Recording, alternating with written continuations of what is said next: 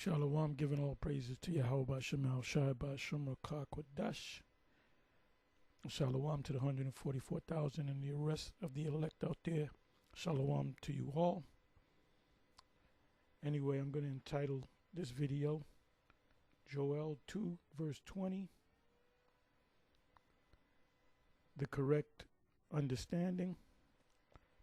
This will be relatively short. And I'm on my old mic, so you just hear the mic on one side. I have a new system set up, but I'm waiting for another mic system. So you just got to bear with me. You just got to hear it. Hear this. On one side, one speaker, not stereo. So. Like I said, I'm waiting for a new mic. I got one that doesn't work on this computer, but it works on my laptop. So I'll most likely be making videos through my laptop until I get the right mic for this relatively new system that I got. So just bear with me. Anyway, so after we left camp, we were listening to this video here entitled put up by IUIC in the classroom, Israel 1948, where will Armageddon take place? So it says Joel 2 verse 20. I'll go to it and I'll tell you how I'll let you, matter of fact, you know what? Let me do this. I'll let you hear it. Oh, so what I want y'all to see is that the Lord is going to be magnified, okay? So from there, Jeremiah 49 and 20.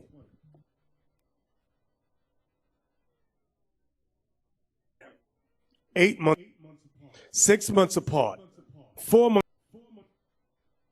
Some of you going to be on the run. You're going to go back into the world trying to hide. Read that again, verse 20. But I will remove far off from you the northern army, and will drive him into a land barren and desolate, with his face toward the east sea. With his face toward the east sea. Hey, can you find me a map? Hey, say what you're going to say while they look for a map. I want to show a map of Israel that shows the Dead Sea in the Mediterranean. You could Google it, maybe. Hey, some brothers and sisters, Bishop, because they were just showing Ukraine and Russia speaking about peace treaties. So a lot of brothers and sisters, good. Oh, man, to hell with that. Hasten this thing. Let's get it popping, man. Exactly. You can put that up. That's fine. It's an old map, but you see the Mediterranean right there. It's on the coastline of Israel, and you can see the Dead Sea. Can y'all put a highlight on the Dead Sea? Right there at the bottom next to Reuben. Right there is the Dead Sea. So, when we go back to Joel 2, verse 20 again. Okay. He said that the troops are going to meet between the Mediterranean and the Dead Sea, right? What's in between that? Judah, Simeon. You got Benjamin up here. You got Ephraim up here. So this is what he's saying, where Joel 2, verse 20 is going to take place. The barren desert. Barren and desolate means a desert. A desert. Okay? Now, if you go to the commentary, the Bible Hub, they go off on it too. And maybe he got it from them. So let me go to that. I said the commentary, they hit or miss. Sometimes they on point. Sometimes they totally off. So even the Cambridge, and they said a lot, so they're pretty confident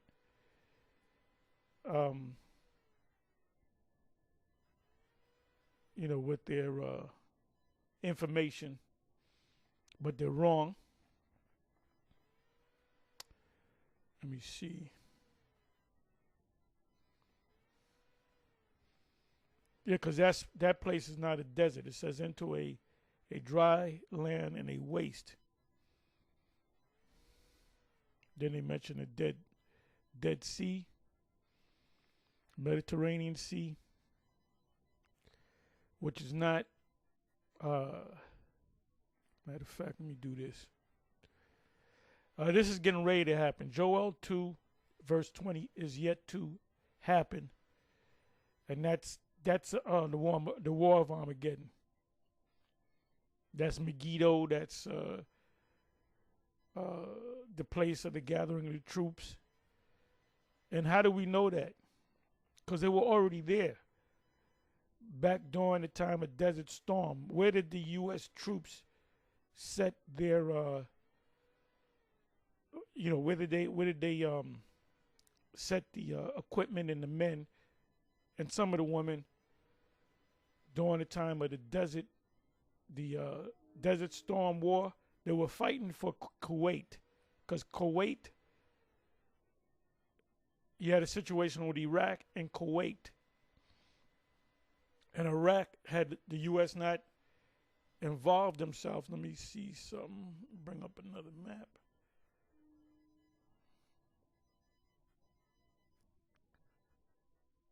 So here's a world map, right? So I focus it in on the Levant. This would be considered the Levant, like this whole area right here. The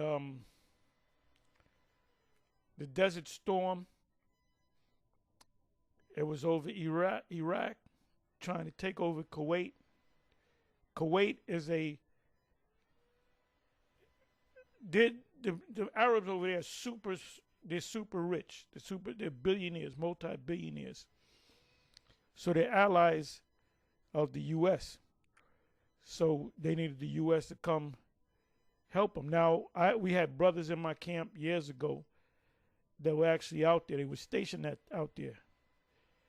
And they said that Kuwait is like, it's like the Jetsons almost. It's like 1,000 times better than the U.S. It's the stuff, everything is clean.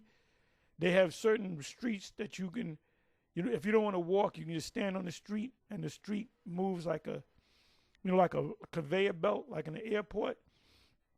He said they had a lot of that in certain streets, and he said everybody was doing good. There was no really poor Arabs, except the ones that they shipped in, like from India. So that's Kuwait. So the reason why this was during the Daddy Bush administration, the reason why the U.S. went over there, because they were getting paid. They were kissing ass. It wasn't because these are such good people and the people of Iraq are wicked people, and when a nation takes over another nation, it comes to the point, it realizes that it has a stronger army. That's why nations take over other nations, because they realize their military is stronger than their neighboring nations or peoples. Why did the Medo-Persians, which started with the Medes, why did the Medes and the Persians take over Babylon? Because it was militarily more powerful. And that was a surgical strike. When the Greeks took over the Persians, why did they take over the Persians? Because it became a stronger military-wise. It became a stronger fighting group than the Persians. And the Persians were a vast. Remember, the Persian Empire, which was Elam, which are the people of Iran today, their kingdom spanned 127 provinces. A province, so you can understand, is states. You got small states in the United States. You got Texas is a province of these United States, right? New York is a province. Jersey is a province. Connecticut is a province. Connecticut is not as big as a Texas. Rhode Island is not as big as a Texas or New York. New York is vast, but Texas is, but they're all states, which in the ancient world they call them provinces. In Canada, by the way, in Canada, they're not called states, they're called provinces. And I know because I've been up in Canada more than once. They're called provinces. So a province is not a particular size. Anyway, so when you go back to the early 90s, the Desert Storm, it was Desert Shield to protect the Kuwaiti people, and then it was Desert Storm where they actually clashed, and the people of the government of Iraq would have took over Kuwait and took over whatever resources they had, you know, and this would have been an expansion of the Iraq kingdom, let's say. But guess what? The U.S. came in. Why? Because of their military. When you go into the three city states, if you're in and know the three city states, is London. That's the financial part. You got Vatican City, which is the religious part, and then you got the military part, which is the U.S., which leads unofficially the NATO nations. There's really no head of the NATO nation, but the unofficial head of the NATO nations, everybody knows, is the U.S. They dance to the beat of the drums that the U.S. play, and that goes into Revelation 16. Revelation 16, it speaks about the dragon. The dragon formerly is the Roman Empire. The dragon is also the beast. The word dragon is what's the word? Interchangeable with the word beast. Serpent, all right? So you had the old serpent, which was the Roman Empire. Then you have the new serpent or dragon or beast, which represents the United States and NATO. And you got, so when you go to Revelation 16, it says, and I saw three unclean spirits like frogs come out of the mouth of the dragon. That would represent the financial part of this system, which is London. The Rothschilds come out of England, right? And that's where they make the decision. Then you got the religious part, which is another frog, represents the Vatican City. And the Vatican City is the head of all Christianity around the world. Look, Vocab Malone is nothing but a Reformed Catholic. That's all he is. So he's a part of that frog. He looks like a frog, by the way. I thought I didn't need to make him mad. Why you call me a frog?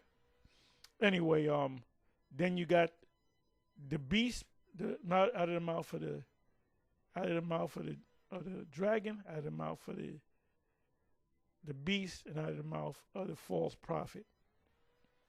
When you go to Habakkuk 2:18, it said they make dumb idols and a teacher of lies.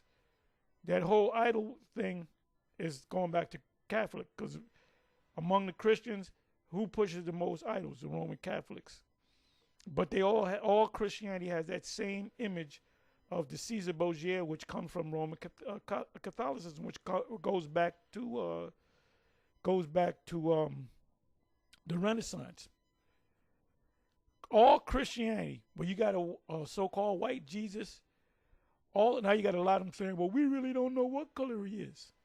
But he's definitely not black, but he's not white either. Well, what color is he? Polka dot? Black and red polka dot? Is he rainbow colored? Is he transparent? Is he invisible? He had to, and then that cuts you. That makes you an antichrist when you don't acknowledge that he came in the flesh. 1 John 4, from the first verse on down. So the three spirits like frogs came out of the mouth of the dragon, out of the mouth of the false prophet, out of the mouth of the beast, represents them three. So who's going to be here? Joel 2, verse 20. The northern army represents America. Now you have the uttermost army, which represents Russia. But guess what? The Russians are going to be there too. When you read Ezekiel, we were speaking about that Saturday. at the camp. We didn't go all into it, but if you go to Ezekiel chapter 38, that's talking about getting ready to happen now. Ezekiel chapter 38. And then you go to Ezekiel chapter 39. That's after the smoke is cleared and the cleanup. And the place is going to be Hamongog, right? The burial place where the Russians, because there's going to be conventional war that they're going to die by. You know, you got a conventional war, then you got a, nuclear war. The war that's being fought in Israel declared war against Palestine. They said it was Hamas. It's Palestine. They're not killing people of Hamas. They said they claim they got one leader.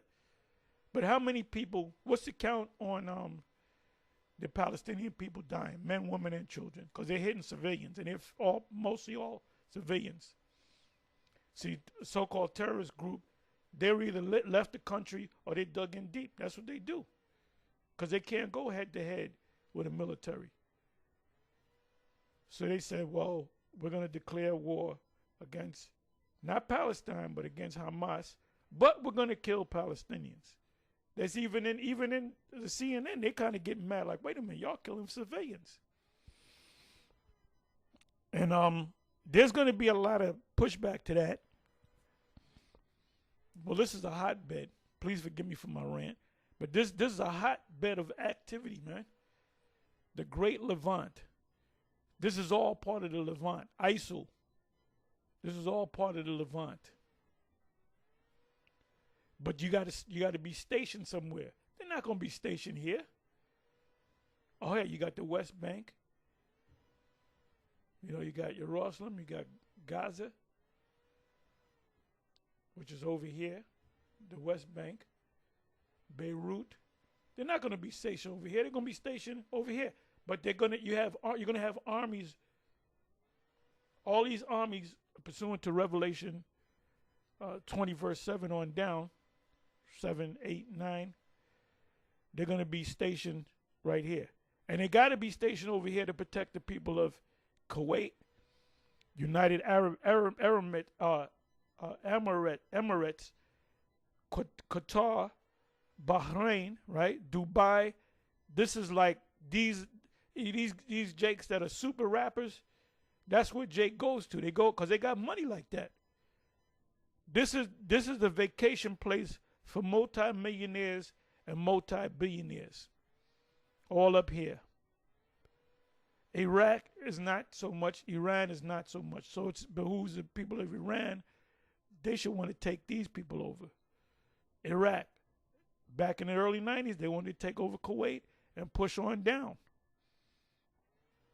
This is where like I said, like Floyd Mayweather, he been to Dubai. They have fights in Dubai, and in these areas, Abu Dhabi. You know why? Let me tell you something about the boxing world on the highest level. When they have a fight in Dubai or the Arab Emirates or whatever, what happens is the king or the super rich, they pick up the tab so they can make guaranteed money. So you're really fighting for the king or the royalty. They're picking up the tab so they can see a fight, but they're going to let the world watch the fight. So they don't got to worry about numbers. The king said, okay, I'll give you $1 billion. You bring your whole show over here and have this big fight. Well, it's already taken. It's already paid. But then you got the pay-per-view numbers. Ain't no million. They made 100 million. No, they made billions. They made billions. And when the fight happens, when Floyd was fighting, I'm going off, but I'm gonna come back. In Las Vegas, everybody, people from New York, California, people from around the world, they all can converge on Las Vegas. Las Vegas is a money-making state. But during the fight, for that whole week, that whole month, man, you got these people, millionaires that come. They all converge in Las Vegas, and guess who gets paid? The casinos, the bars, the restaurants, the tourist attractions. because you got people with money coming outside to come to Las Vegas. So the same thing with Dubai. That's like the Middle East, Las Vegas. Now let's go back to the Rumble in the Jungle, Ali versus Foreman. Why was that fight took place in Zaire? Because the Prince of Zaire, he paid for the fight. He paid for the fight. It was a $10 million, guaranteed $5 million to Ali and $5 million to Foreman, which $5 million today is like $100 million. Do you know how much you can do with $5 million back in 70, 74, 75, 76? Hell, rent. You go like rent now $2,000 back then. You can get a nice place for like $200. A nice place for $200 a month. Houses where you can get houses for maybe 10,000, 20,000, whatever. You got to go back into that history. I'm throwing out numbers, all right? I don't have the facts to back it all up. But if you go back to the 70s, rent was like a nice place that's $2,000 now, $1,500 now, $1,000 now. Would it cost like $1,000 now? Back there was like $100, $150. That's a fact. So anyway, this is where they're going to have to set up, because they're going to have to protect Kuwait. Anytime the U.S. goes to the Middle East, they're protecting their allies, which makes them money. They're not going to be over here. What the hell are they going? Wait a minute. You can't even see the Dead Sea. This is the Mediterranean, and the Dead Sea is right here. This is Jerusalem. They ain't going to be over there. They will have troops over there. They'll have German troops. Like I said, they're going to amass. But this place right here, this is where the U.S. is going to be stationed at. But they'll be sprinkled around here. But this is the main place. How do I know? Because, let me do this. This is Babylon, by the way. This is that would be the East Sea. Persian Gulf is also known as the East. Is also an East Sea. It's on the east. This is east. This is not east. This is east, but this is further east.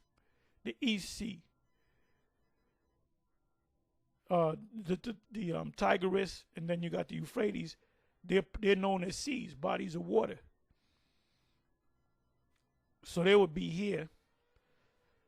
The Hindenburg would be here. And by the way, this is our land anyway. All this land on the west side of the Red Sea and on the east side of the Red Sea, all up through here, this is all going to be our land. So these small hats are just over here. They ain't even got the whole land. So they still didn't fulfill prophecy.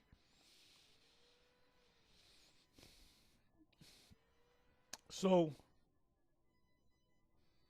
right here, Alexandria, Egypt. You had millions, I would say millions, can't give you an exact number of Jakes that were living here. This was the biggest group that came out. They did their pilgrimage to, which is about, 100 miles, 250 miles maybe, from Egypt, from like Cairo to Israel. We're talking about not even 300 miles, 300 miles tops. I would say 200, 250 miles. So Alexandrian Israelites, when they came, that was the biggest group out there. And that was a major community. It says that, Joseph and Mary, Joseph was given by the angel Gabriel to go into Egypt. What was in Egypt? We had a Hebrew Israelite community, a large community in Alexandria, Egypt. Ultimately, we migrated west. See, these maps open up your eyes. You see things better. You understand things better. So let's come back over here. I'm making this a little bit long, but bear with me for a minute. Where in the hell am I? Okay, I'm right here.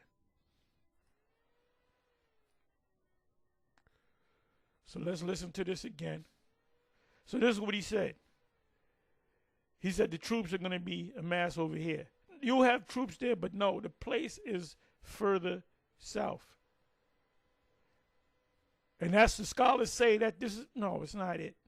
Even though you have troops here, that's not it. It's going to be in between Kuwait and the Red Sea, that desert, that barren, desolate land, okay? So let's come back. And another thing he said, we were listening to, he's afraid to use the name of the Most High. He stays short of the name of the Most High. So let's come on back. If you're a Hebrew Israelite, the first thing I'm going to ask you, what's the name of the Most High? Because did not Moses say that? When I say that the Most High came to me, the first thing they're going to ask me is, what's your name? So,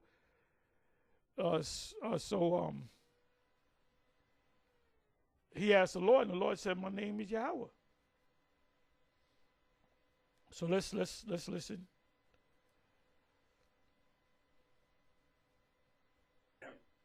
8 months apart, 6 months apart, 4 months apart, 2 months apart, then boom, Armageddon.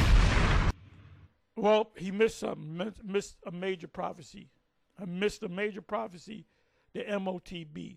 Armageddon will not take place. That's a title for Apostle Ramla, Apostle Cabal. Anybody wants to take it? Armageddon will not take place until this prophecy takes place. So something to that. Play with those words. He completely missed it. He completely jumped over a major prophecy. The deliverance is not going to take place. The utter destruction of Babylon and this system is not going to take place until the MOTB takes place, which he doesn't even mention. So he's saying some good things. We listened to most of this thing that he did Saturday. He was saying some good things. Then he went left. So he's going to have to acknowledge, they're going to ask him. He said, well, like the thing with the jump shot, right? People, what happened in the New York camp? He said, what we do to her? I said, what you think? I tell you what I'm not going to do. I'm not going to take that move. But we're going to lose our job. Like, guess what? Then trust in the Most High and get another job. What ultimately happened, and this was a chick that worked at BJ's told me that she didn't want to take it. She wound up taking it because her job was in jeopardy. But she took it to stay at the job. And a lot of those people, half of the people said we ain't taking it, and they got fired. Guess what they wound up doing? They wound up hiring them back, and I believe they gave them back money. So if she would have held out, she would have been good. So we told the brothers in New York, don't take it, get another job, trust in the Most High. You know what they did? They trusted in the Most High, and guess what? They all got called back. Could you want your job back? You know, some of these people in jobs got back pay, man. So you gotta let faith kick in. The faith was a little bit weak for some of the brothers. I said, look, brother, have faith. Trust in the Most High. You believe in the Most High, right? Well, the Most High said he gonna, you know, and not too many words, he's gonna watch over you if you trust in him. There's many scriptures on that. So this man right here is missing a major prophecy. What he just said, this is right here at the minute mark. This is about 1 hour and 55 minutes in. He said a whole lot of good things, but he missed a major prophecy. This stuff is not going to happen until the Charagma takes place, and the whole world is going to have to take that chip. And if you don't take the chip, you're going to be cut off. You're not going to have a car. You're not going to have a house. You're not going to have an apartment. You're not going to buy and sell. That's when faith truly kicks in. So he's going to have to reassess his lineup of prophecies. He's saying, he just mentioned the woman in travail with child, the labor pains coming closer together, then all of a sudden, boom. Well, one of them labor pains, it was just a major one, is the mark of the beast.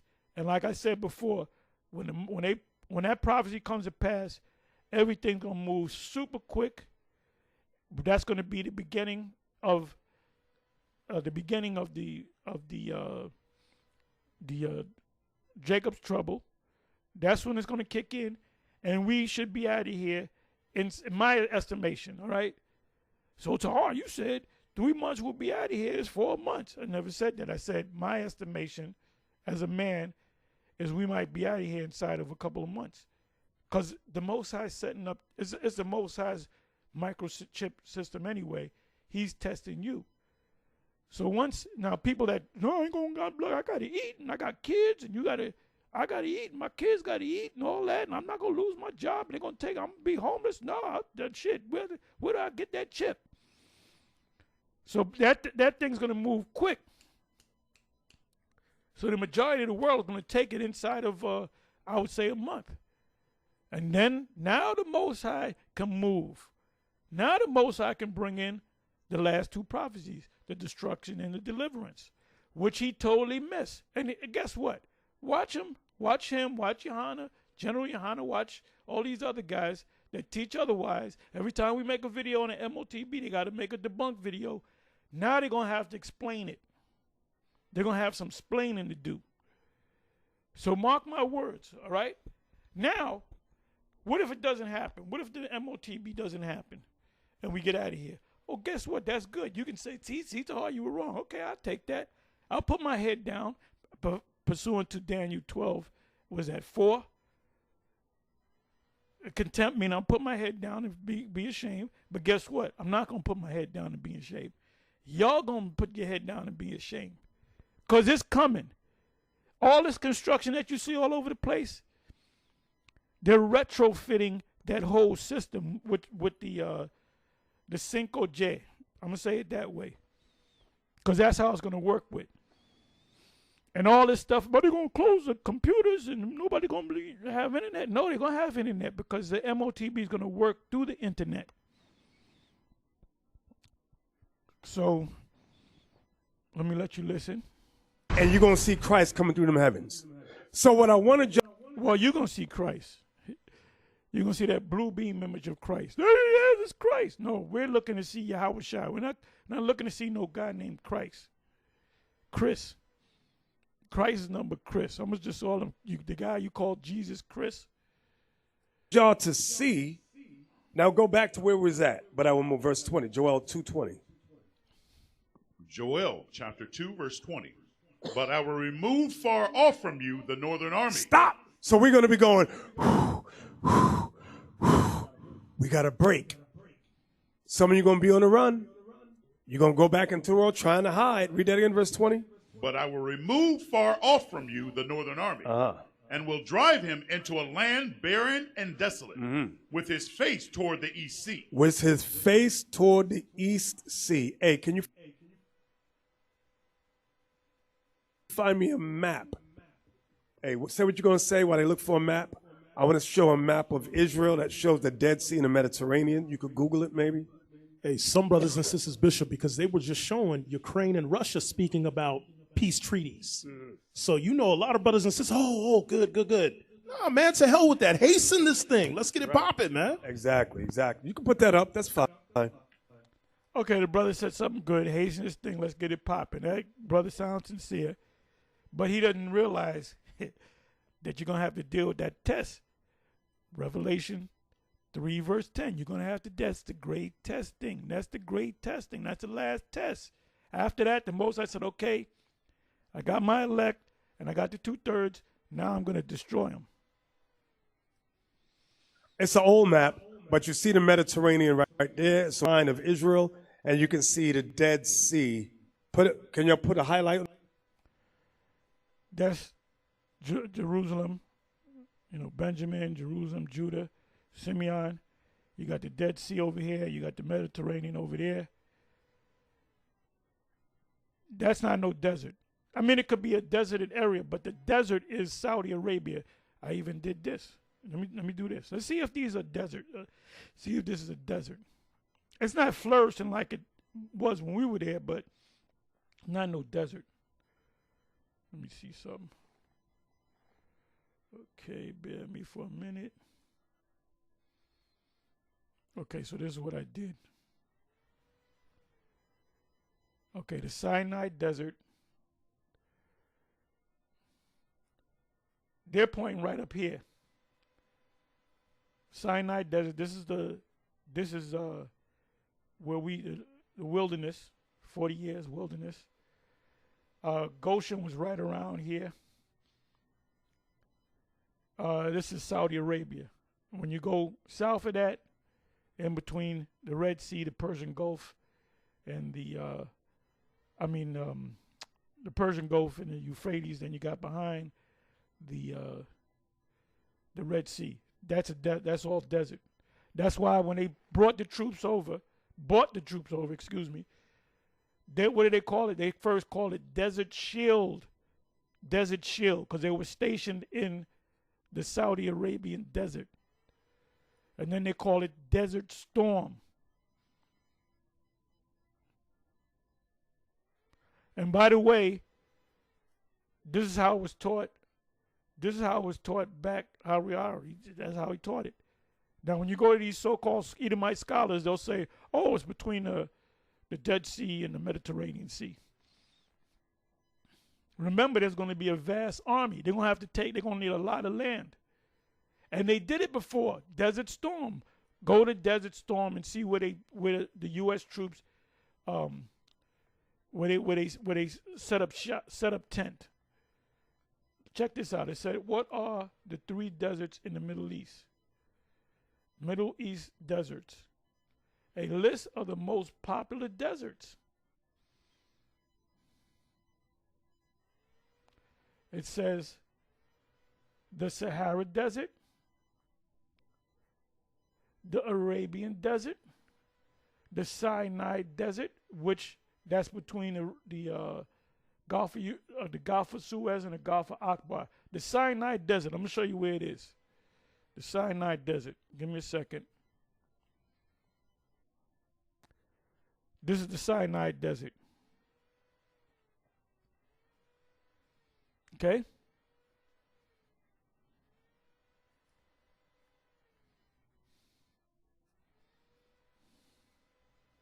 The Sahara Desert. The Arabian Desert.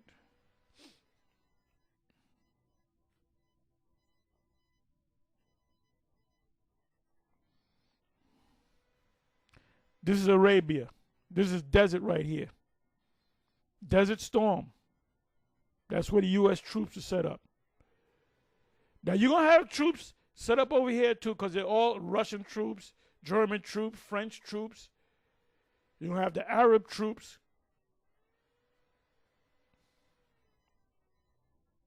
So it's going to get active in the Great Levant.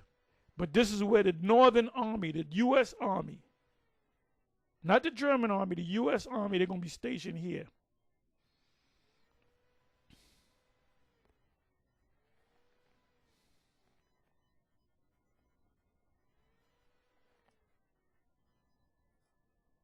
I'm reading the list. I'm reading it. The Arabian Desert, the Sinai Desert, the Libyan Desert, the Nubian Desert. Where's the desert in Jordan? He's saying that desolate place is right here. This is a small place, man. You can't put, how many troops can you put up in here? That's the Dead Sea, and that's the Mediterranean. That's not a desert. They're fighting over here the West Bank. This is Gaza right here. Gaza, Damascus. You can grow stuff here. You can't grow shit out here. This is a desert. You can't grow nothing out here. It's not fertile. It's fertile out here. Why you think they want to push the Palestinians out? Because they want the rest of the land.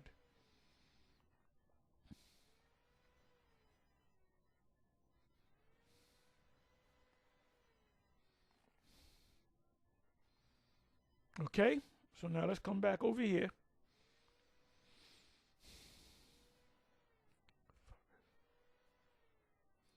On the Dead Sea, right there at the bottom next to Reuben, right there's a Dead Sea. So when we go back to Joel 2 verse 20 again. So he's dead wrong on that.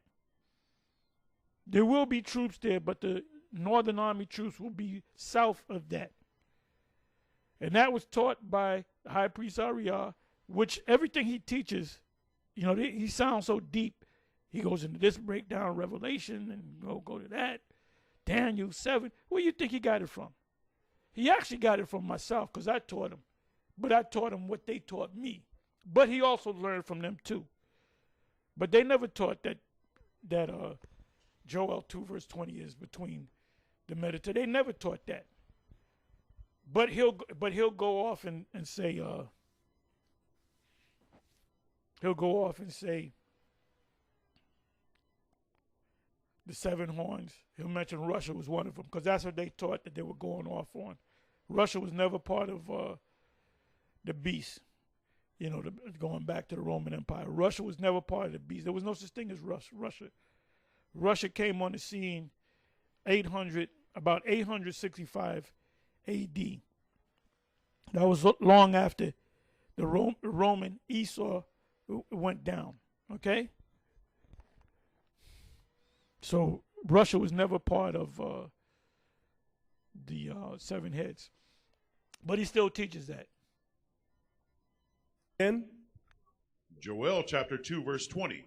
But I will remove far off from you the northern army, and will drive him into a land barren and desolate. Barren and desolate, go ahead. With his face toward the east sea. That's the Dead Sea, go ahead. And his hinder part toward the utmost sea. That's the Mediterranean Sea, the utmost. Because that's what those Edomite scholars say. That's what they say. They're off. Sea is the Mediterranean Sea, go ahead. And his stink shall come up, and his ill savor shall come up. But he hath done great things. Because he hath done great things, meaning evil things. Oh, so what I want y'all to see is that the Lord is going to be magnified, okay? So from there, Jeremiah 49 and 20. Like I said, he forget to mention the charagma, the MOTB. He's pretty much, he's saying, not pretty much, he's saying that people already got it. Well, if people already got it, why are you able to buy and sell? You had to pay the light bill for this place. Whether you pay rent for this place or you paying down on a mortgage or whatever, or let's say you paid it off altogether. There's $1 million here. Here's $1 million. This is our place. Guess what? You still got to pay taxes because you're on New York land. You got to pay taxes, property taxes. That's for commercial and resident. So you still got to pay. So how are you able to pay for something? You got to buy materials. When you leave, you got your wife or your whatever, the wives of these brothers or whatever, y'all got to go to the supermarket to buy stuff. Y'all ain't got no farm. So you're still buying and selling. I'm pretty sure you jump into a car and you go places where you got to pull up to a gas station. Car breaks down, you got to go to a mechanic. Am I right or wrong? So you're still buying and selling. So how is it you're able, that everybody around you got the MOTB except you and your people, but everybody else got it? Does that make sense? Make it make sense, y'all.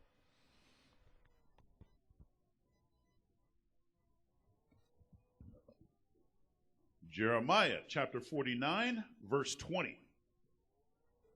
Therefore hear the counsel of the Lord, that he hath taken against Edom, and his purposes that he had purposed. Back in the day, because I grew up, my family were Hebrews, but they were into the New, but they were Old Testament, but they were into the New Testament as well because they were Christians before that. But I remember as a child, my parents telling me the name of the true name of God is Yahweh, and his son's name is Yeshua. That's Esau. Oh, this clown, vocab. Yahweh. Yahweh. See, they say Yahweh, but it's really Yahweh.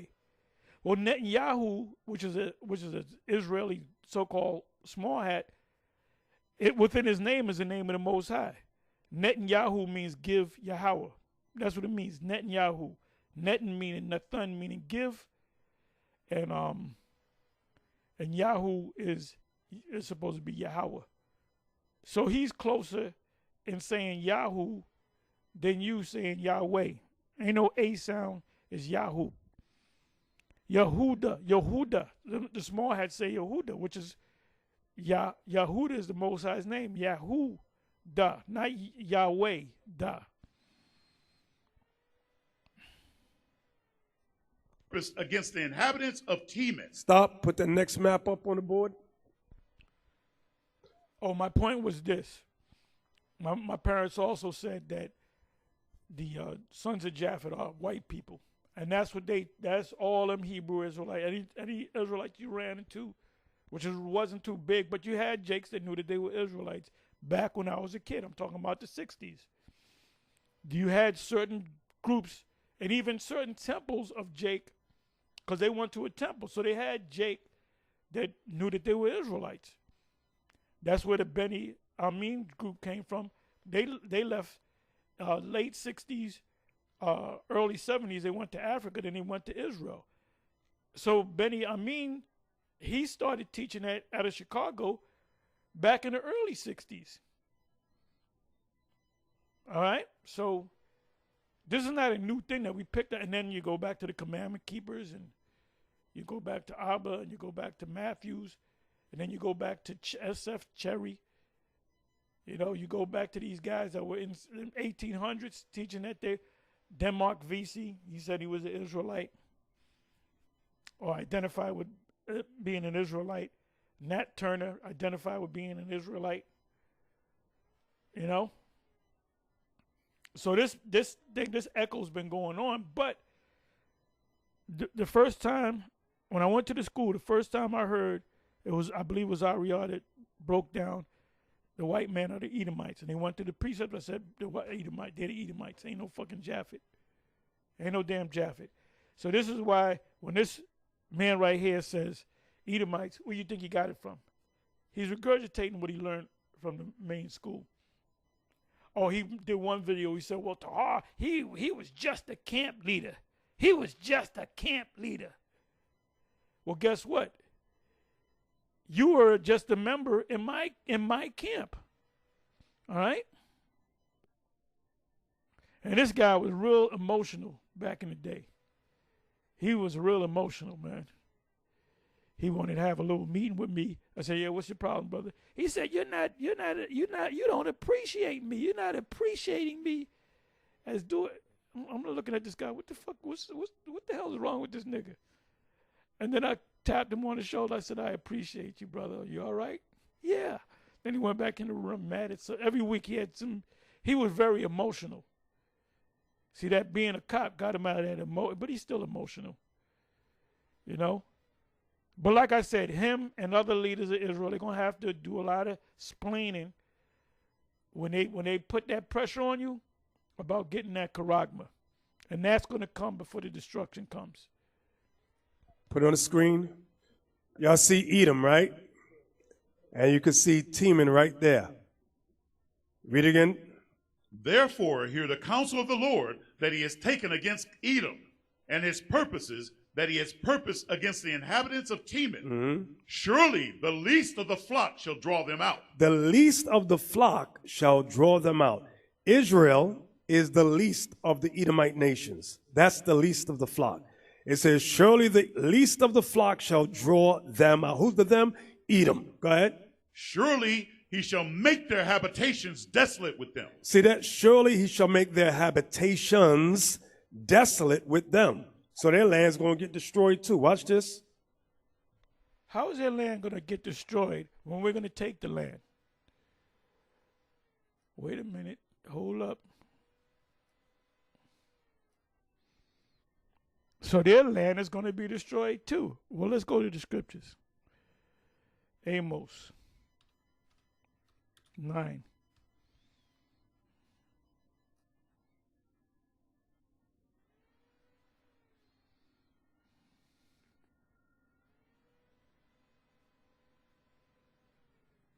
The restoration of Yasha'Allah, in that day will I rise up the tabernacle of David which is fallen, and close up the breaches thereof, and I will raise up his ruins, and I will build it as in the days of old.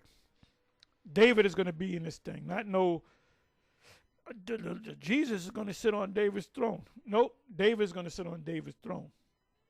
He's going to be the number one physical king. David is going to be second only to Yahushua. So when General Yohanan says he's second only to Yahushua, he's really saying that he's David. The number one man the number one representative of heaven is going to be David. He's the number one man, which is Peter. It says that they may possess, that they may possess the remnant of Edom. Now they used to teach it, that means we're going to put the Edomites in slavery, which is true. But the remnant of Edom is talking about we're going to take their land. And of all the heathen, the lands which are called by my name, saith the Lord that doeth it. Now I'm going to show you that Edom is a people. It's not a land. Okay, well, I'm going to show you what Edom is. Edom.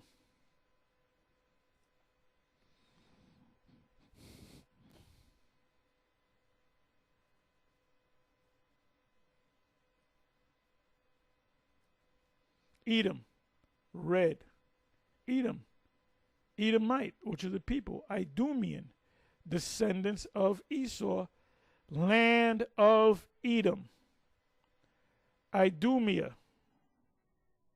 land south and southeast of Palestine. Edomite, Edom is also a land.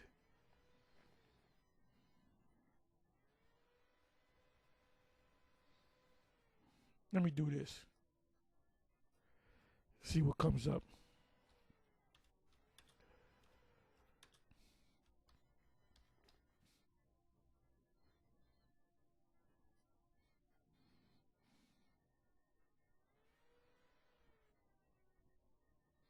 See? Land of Edom.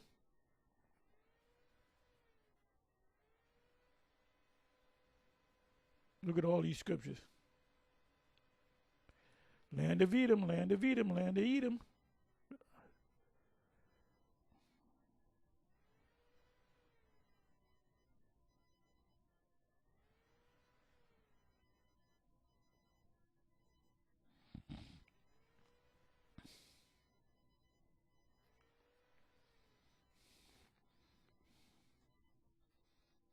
So I just showed you.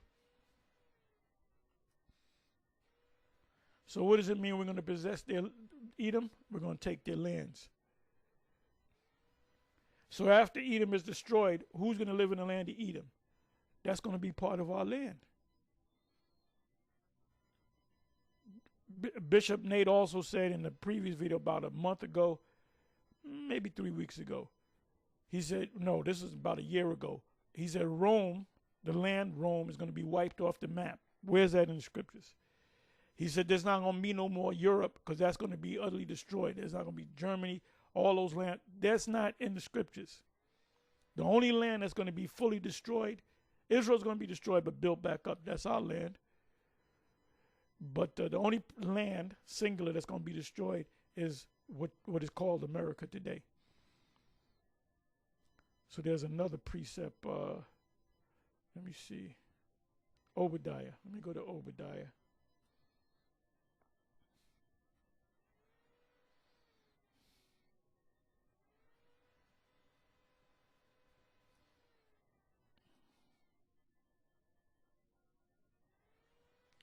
Obadiah.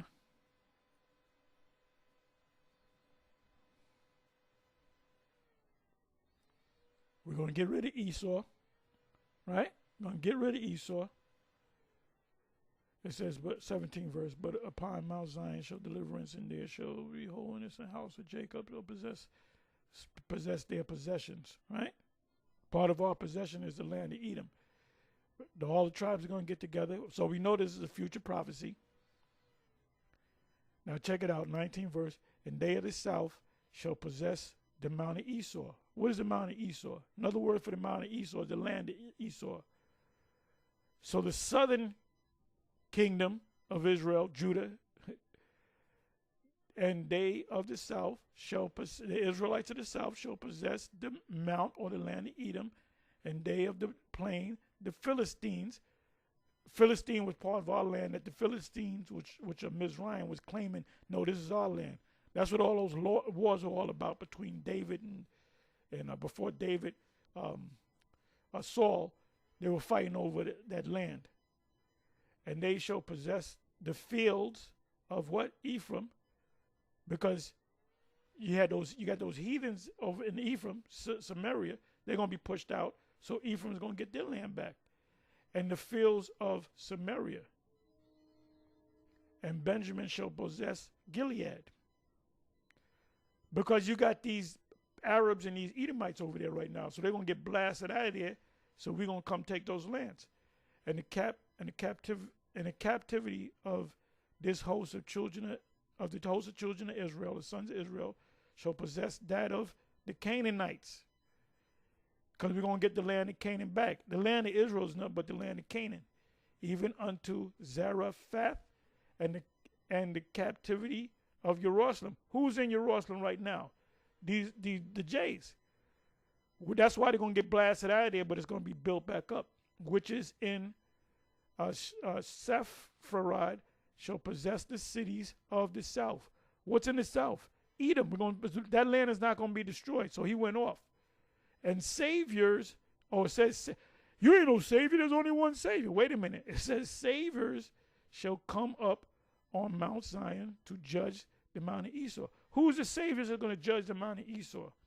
We are, the Israelites, starting from the top. And the kingdom shall be Yahweh's. And we're going to be under the Lord. So now let's come on back over here. So he went off again.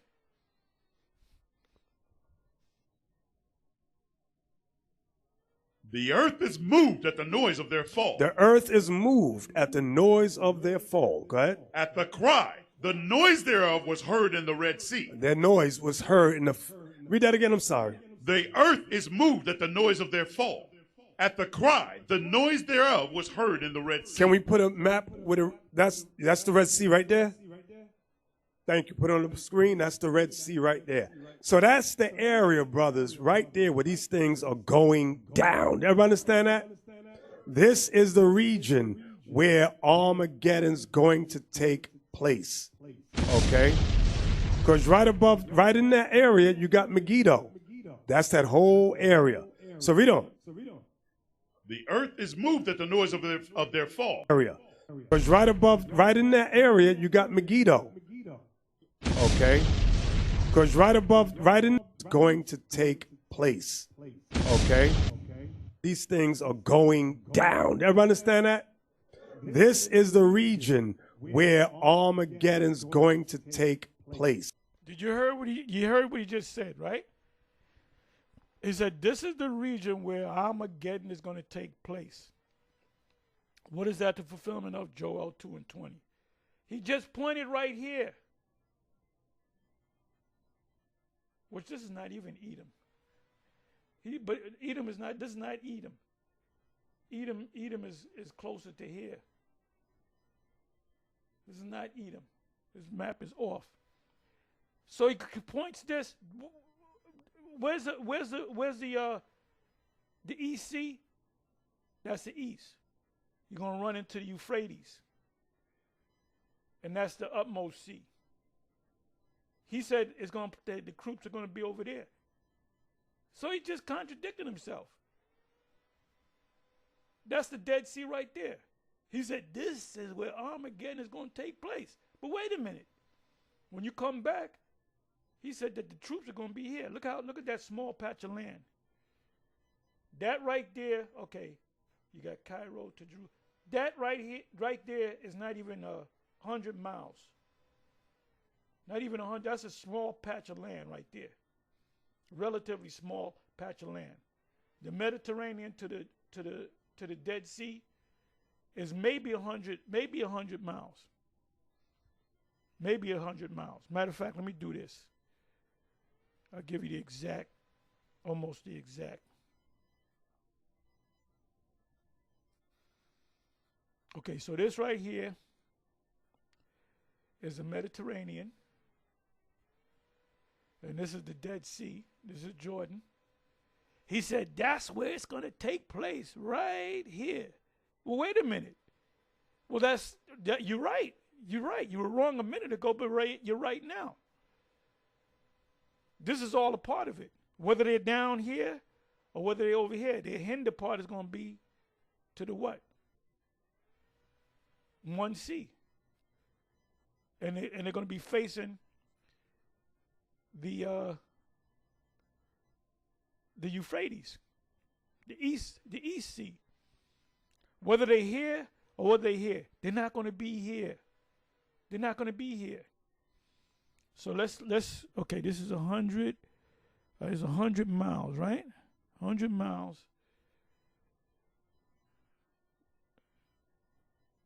Man, that's about maybe 50, 60 miles. That's about 50, 60 miles right there. That's a small patch of land. From the Mediterranean to the Dead Sea, you can do the math. Here's the scale right there. That represents 100 miles. That represents about 60 miles. So they ain't gonna convert. They'll have troops over there, but this is where it's gonna take place. This is where the magic's gonna happen. U.S. ally, U.S. ally, U.S. ally. They're gonna be fighting against Iraq and Iran. Russia's coming from the north, a nation from the north, Jeremiah. That's Russia. This is a nation from the north.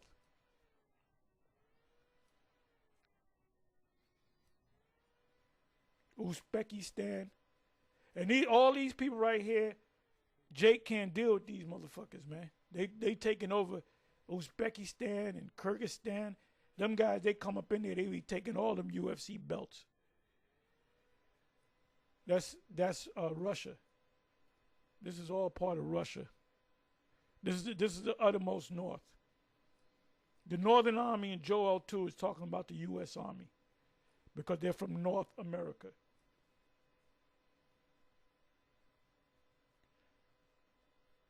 See, I'm breaking it down to you, man. I'm breaking it down to you. Now you can see it. But he just told on himself. He said, this is where all the magic's going to happen, right here. No, wait a minute. You just said the troops are going to be over here.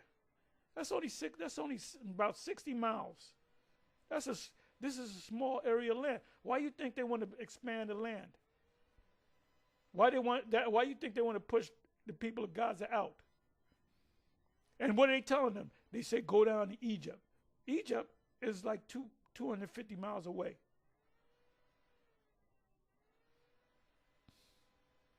So come on now, do your research, man. Stop winging it.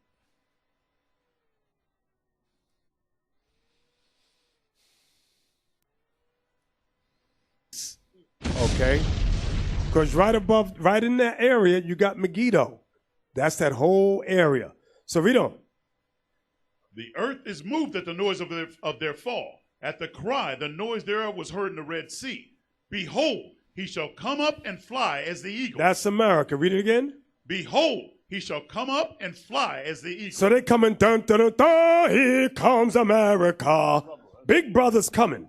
Go ahead. And spread his wings over Bozrah. Y'all see where Bozrah is, right? Y'all see where Bozrah is? Everybody see that? Go ahead. And at that day shall the heart of the mighty men of Edom be as the heart of a woman in her pangs. So they're going to be like the heart of a woman. Give me Joel 3:12. Watch this. Wait a minute. Let me check the scripture. Let me go check the scripture. Jeremiah 49.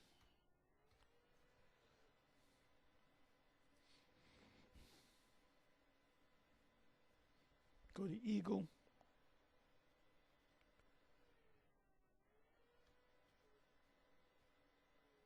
Eagle.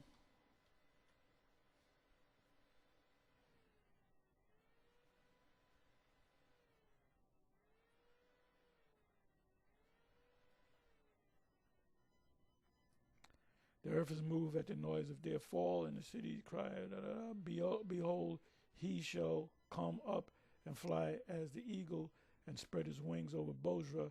And at that day shall the heart of the mighty men of Edom be as the heart of a woman in pain. So who's the eagle?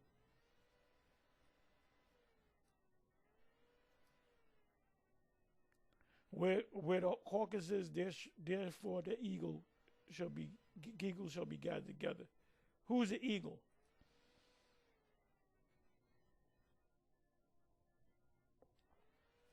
Let's see who the eagle is.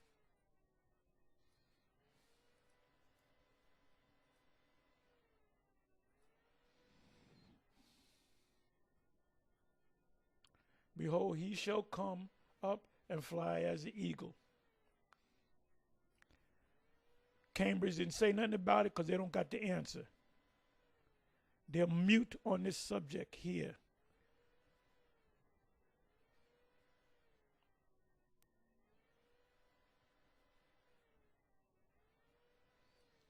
The fall, when you see it blank like this, in fact, 48. Let me see. For thus saith the Lord, behold, he shall fly as an eagle and shall spread his wings over Moab. Let me see what this says. Behold, shall Basra, Moab, Basra, with the expectation that Edom stands for Moab. The fall of Edom will be so fearful that the earth will tremble, and the cities of anguish from the perishing people will be heard in the Red Sea, the threatening Moab. Okay, the comparison of the enemy to an eagle is continued in the expression, he shall come up, coming up. Moreover, does not mean the rising of the eagle in the air, but refers to the enemy to march as an enemy against Edom. So who's the eagle, y'all? Who's the eagle? He said the eagle is the Edomites. No, it says the eagle, let's read it again. Our Lord is referred to as a sheep, as an eagle, as a serpent, right? Brazen serpent, and represent the Lord. He's also known as an eagle. Because he's going to swoop down on these devils. It said, behold, he shall come up and fly as an eagle and spread his wings over Bozrah, the land of Edom. And this is not talking about ancient Bozrah. Ain't nothing happening in Bozrah. Bozrah would be considered prophetically a modern city of today, which is Babylon. And at that day shall the heart of the mighty men of Edom be as a heart of a woman in her pains, because they're going to get swooped down upon by the Lord and the angels. So they're coming in like an eagle comes. Like an eagle comes for the prey, that's how the Lord's coming. All right? Scripture says the lion, he's also referred to as a lion. The lion has come out of its thicket, and the destroyer of the Gentiles is on his way. So he went off again. He said you gotta research, but you gotta research before you go into this, man. Where am I? Where the hell am I? What the hell? Let me do this.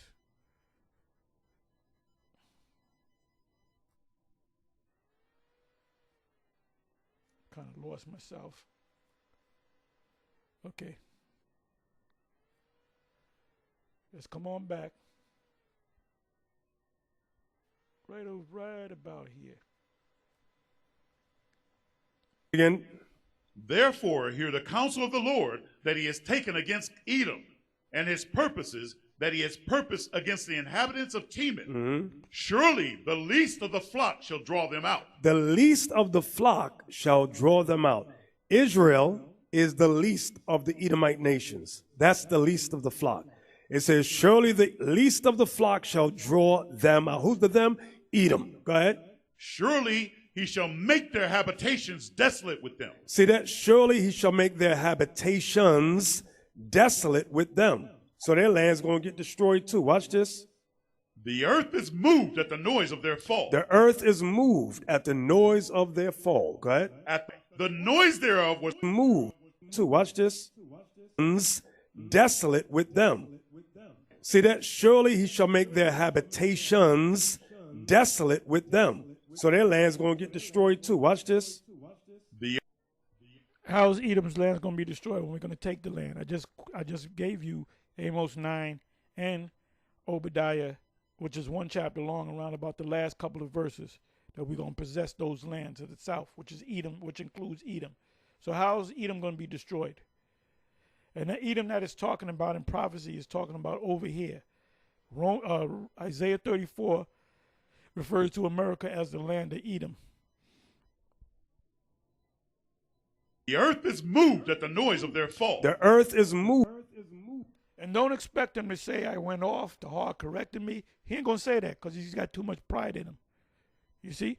That's why when you put your lessons together, you got to go over it. And then the people got to be like the Church of Perea. There's not one member in the reincarnation of the Church of Perea in that school.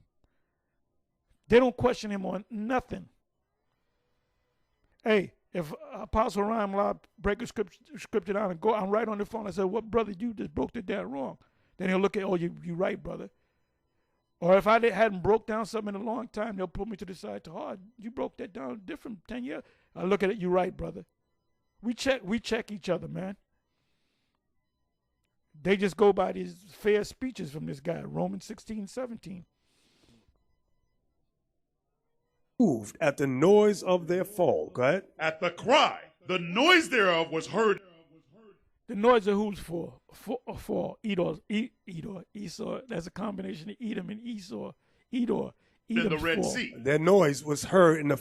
Read that again, I'm sorry. The earth is moved at the noise of their fall.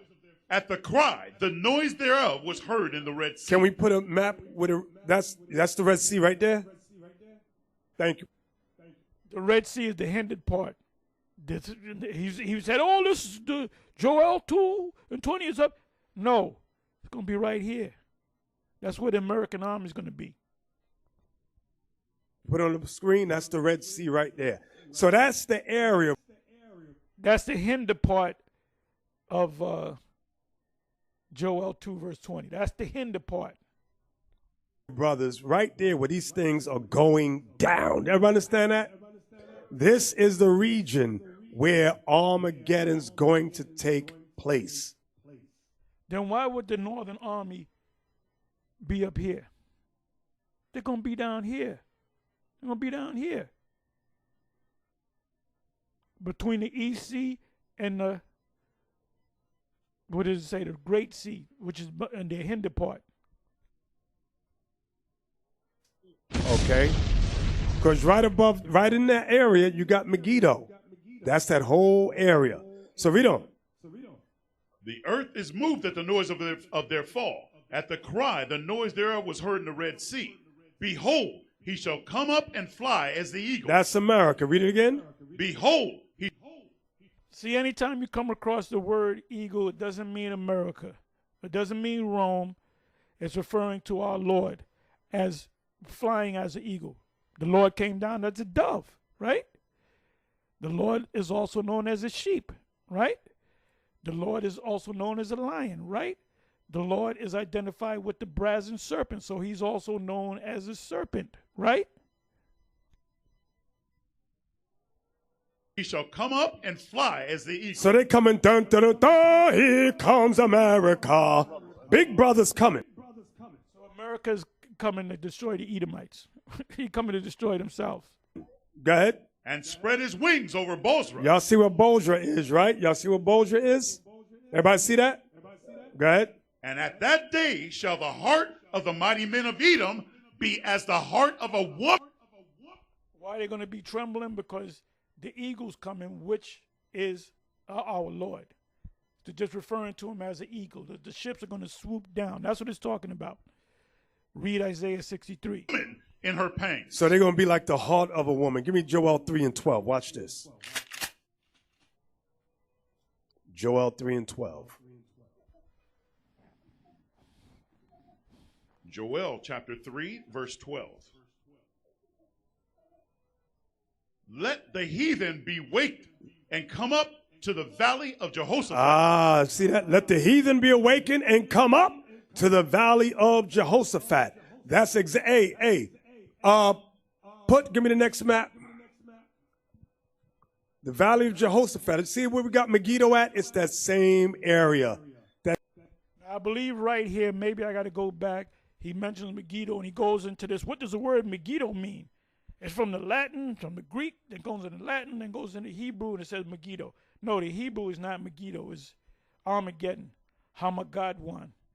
So he goes into this elaborate breakdown of the word Megiddo. I believe it's coming up now, but then he goes into Jehoshaphat and he just skips over that. He doesn't say, well, what does Jehoshaphat mean? Because the name of the Most High is in the word Jehoshaphat. Why is he afraid to call on the name of the Most High and his son? And he dismissed the Most High Yahweh and his son Yahweh Shai. Why did he do that? Why did he have that meeting? What happened behind the scenes? And when they did away with those names, that's when they started flourishing, man. I don't know. Y'all got to tell me. I don't know what's going on. Why would you, 20 some odd years ago, you and Bunyamin did a video. You spent two hours and change on the word Yahweh and Yahweh Shai, going into books. And see Christians, they don't go into these books. They don't know the Hebrew. If you go to this book, now let's go to the Hebrew. All of a sudden, we don't know the name of the Most High. What the hell happened? That same region. See where I got Euphrates and you got Megiddo right there? From there all the way up to the Euphrates River.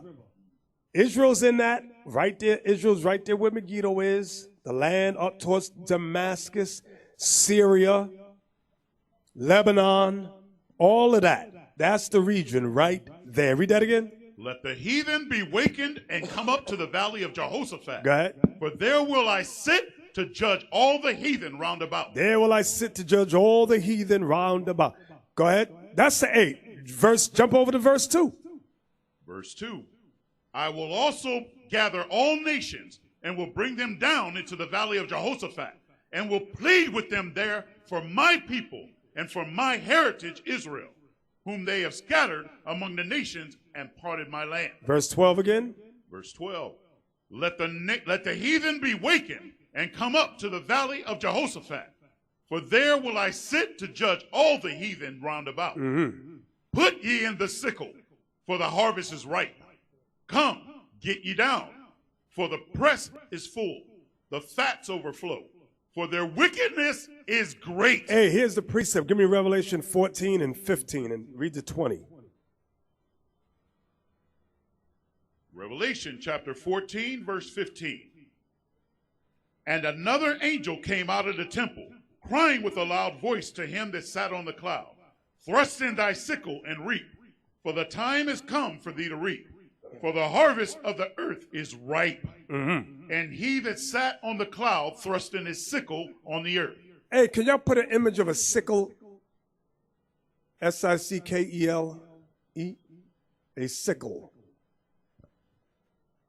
Yeah. That's the sickle right there. Put it on the screen. I like the one at the bottom right. Right, yes. That one right there. Yeah, that's a sickle right there. So I know exactly what he's talking about. So read on. Thrust in.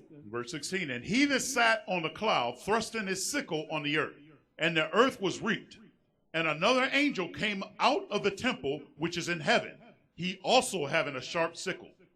And another angel came out from the altar, which had power over fire. Power over fire. This is where they get people like the Human Torch from. They read the Bible and say, hey, there's an angel who had power over fire. Let me do this. And cried with a loud cry to him that had the sharp sickle, saying, thrust in thy sharp sickle, and gather the clusters of the vine of the earth, for her grapes are fully ripe. And the angel thrust in his sickle into the earth. Okay, this is at 2 hours 3 minutes in, and I wanted to show you this here at 1 hour and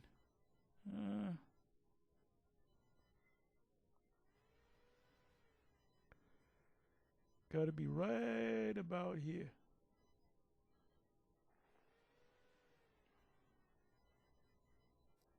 Okay, so we was at minute mark 2 hours and 3 minutes in, so we're at minute mark 1 hour 16 minutes in. Water thereof was dried up, that the way of the kings of the east might be prepared. See that? That the way of the kings of the east might be prepared. Go ahead. And I saw 3 unclean spirits like frogs come out of the mouth of the dragon. Write this down. Politics. Out of the mouth of the dragon is politics.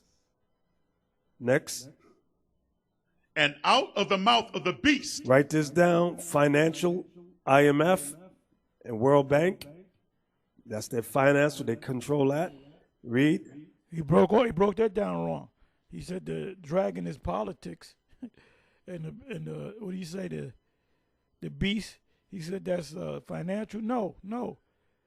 The first one is dragon is UK. That's where the financial center is, and then the beast represents NATO, which is unofficially headed by the U.S. That's why ultimately the NATO nations that possess missiles, they're going to shoot it on the U.S. because they're going to have a problem with them being ahead. They got them in this mess. A lot of these NATO nations done pulled out of that. They're not supporting the Ukraine because they were following the U.S. lead. They say, look, we ain't following no more because we're getting because they had a deal with Russia to get gas. So they stopped buying gas from Russia, but it affected them at the behest of America, at the behest of Biden. And out of the mouth of the false prophet. Christianity. Read it again, verse 30. Yeah, but the other ones, you said the politics and without you financial, you got that you got that totally wrong. London is a dragon. The beast represents, if you want to give it a place, what is that? The Pentagon. See, D.C. is set up for war. This Israel conflict, the first major nation that stood up was the U.S. We're behind you guys 100% because they represent. When they say we're behind you, we're the military part. Then he said Christianity. He should have said Roman Catholic. That's the mother of all the other Christian churches. 13, one more again. And I saw 3 unclean spirits like frogs come out of the mouth of the dragon, and out of the mouth of the beast, and out of the mouth of the false prophet. So people are going to be fighting, nations will be fighting for political reasons, financial reasons, and religion. Go ahead. For they are the spirits of devils. They are the spirits of what? Devils. Spirit of what? Devils. What, brothers? Devils. Go ahead. Working miracles. Working miracles. Go ahead. Which go forth unto the kings of the earth. Which go forth unto the kings of the earth. So their politics goes into the kings of the earth. Their financial policies go to the kings of the earth. And their religion goes to the kings of the earth. Read that part again. For they are the spirits of devils, working miracles, which go forth unto the kings of the earth and of the whole world, to gather them to battle of that great day of God Almighty. Read. Behold, I come as a thief. Blessed is he that watches. So, brothers, sisters, that's why we adjure you all to watch. If we ask you who saw this and there's only 8 of y'all raising your hand, that means y'all not watching. You're watching rap music and basketball. You're going to get caught off guard. Read on. And keepeth his garments. To keep your garments means keep yourself in this book. Keep observing God's laws, his statutes, his commandments, or you're lost. We can't help you. You're just sitting here wasting your time. This is just a hobby or a club or a hangout for you. Go ahead. Lest he walk naked. Lest you walk naked. Meaning, give me that for naked, Exodus 32, 25. 25. And what's happening in the world. Go ahead. And keepeth his garments. Your garments is the word of God. Like it says, and give me that precept in Romans 13, put you on the whole armor. That one. Romans 13, I forgot the verse. Might be around verse 13, 12, something like that.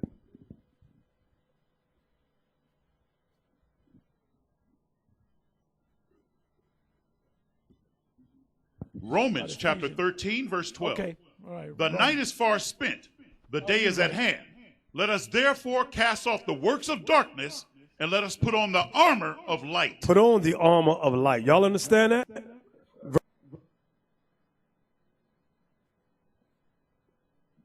Read that. Armageddon. According, This is the I point come was as a trying to make. thief. I'm Blessed making. is he that watcheth and keepeth his garments, lest he walk naked and they see his shame. Come on. And he gathered them together into a place called in the Hebrew tongue Armageddon. Armageddon is where the word comes from, the word Megiddo. Armageddon.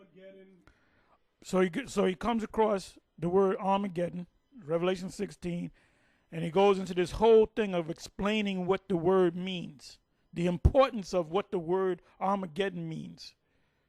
And we're going to go back to 2 hours and 3 minutes in, and he's going to come across the word Jehoshaphat, but he's not going to go into the breakdown. He's not going to pull up a dictionary or Bible dictionary.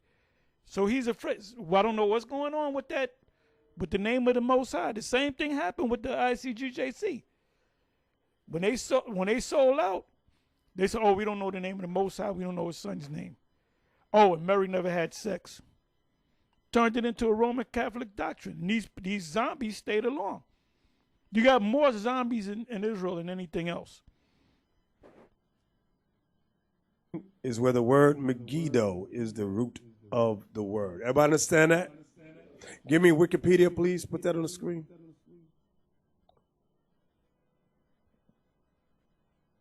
Now he's going to go to Wikipedia. They're going to break it down wrong. The best way to understand that word is, as a matter of fact, let me see what the blue letter says. Fair words and fine speeches deceive the heart of the simple. Okay, let me come over here to Revelation. Revelation 16. I'm not telling you he's going off. I'm showing you that he's going off.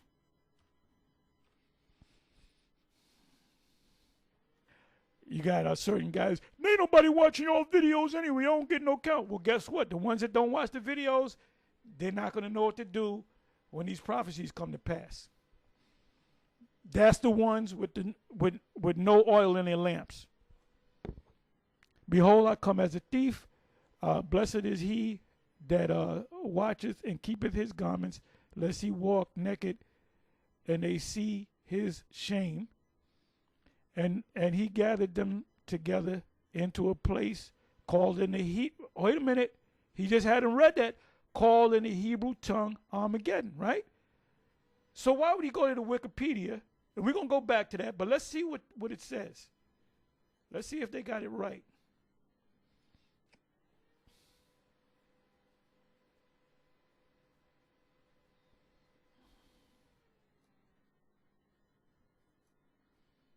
Armageddon.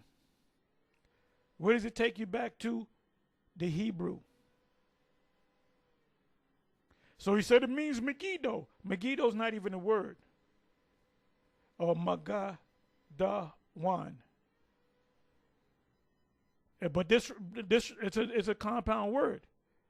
They're telling you it's from the Greek word, but the original word, the etymology of the word, root words, goes back to the Hebrew. And the word right here, har, is mountain.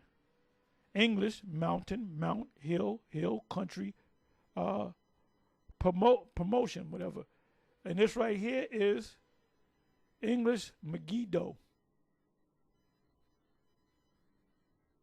Actually, it's supposed to be Hamar. I'm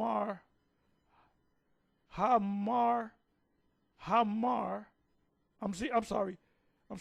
Harma Gad, which is the tribe of Gad, which means troop or troops. It means mountain of troops. That's what it means. Mountain of troops.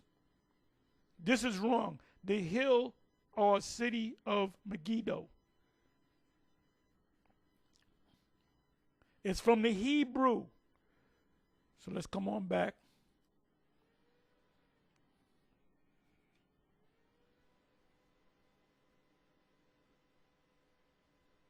Is the root of the word. Everybody understand that? So now he's going to the root. Let's go on to the root of the word. Well, the root letter just told you. There is a Greek word which says this. I say it in Greek, but it goes back to the Hebrew word. Give me Wikipedia, please. Put that on the screen. Wikipedia is the wrong place to go to.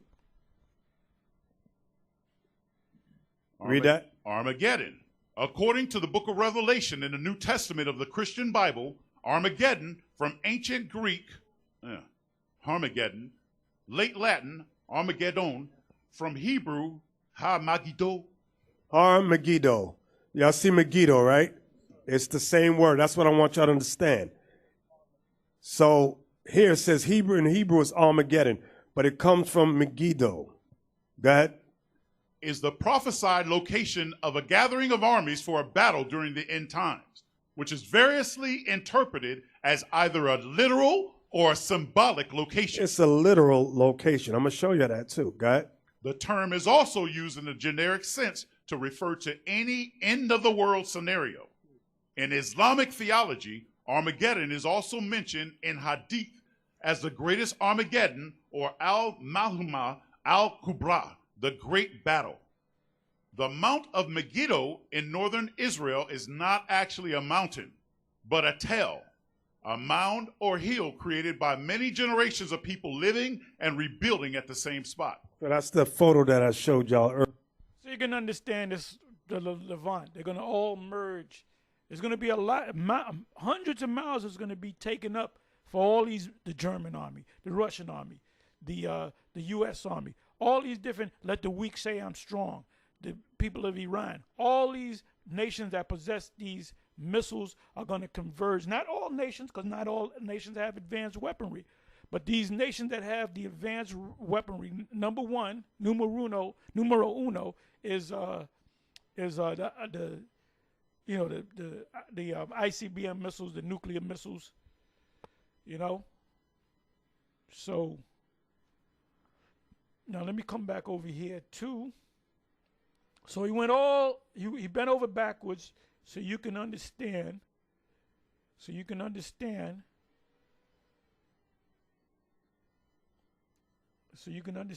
What the word Armageddon means. Let me come back to 2 hours and 3 minutes in. 2 hours and 2 minutes in. So this is Revelation 14 and 15. K-E-L-E, a sickle. Yeah. That's the sickle right there. Put it on the screen. I like the one at the bottom right. Right, yes. That one right there. Yeah, that's the sickle right there.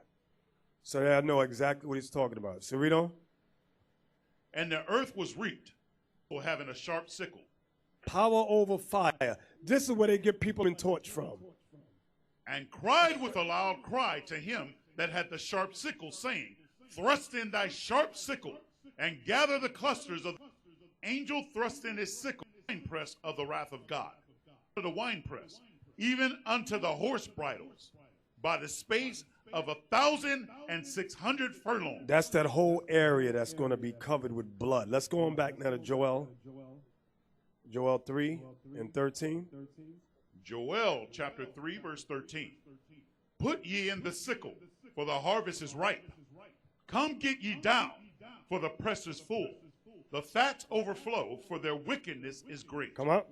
Multitudes multitudes in the valley of decision. See that? In the valley of decision. It's still, now it's calling the valley of Jehoshaphat the valley of decision, because God's going to make the ultimate decision between his people and his land. Go ahead. For the day of the Lord is near in the valley of decision. The sun and the moon shall be.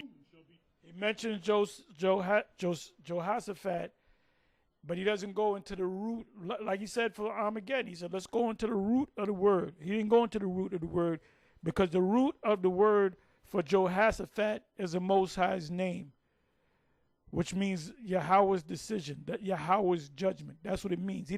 Notice he didn't go into that. Anyway, with that, I'm going to say shalom.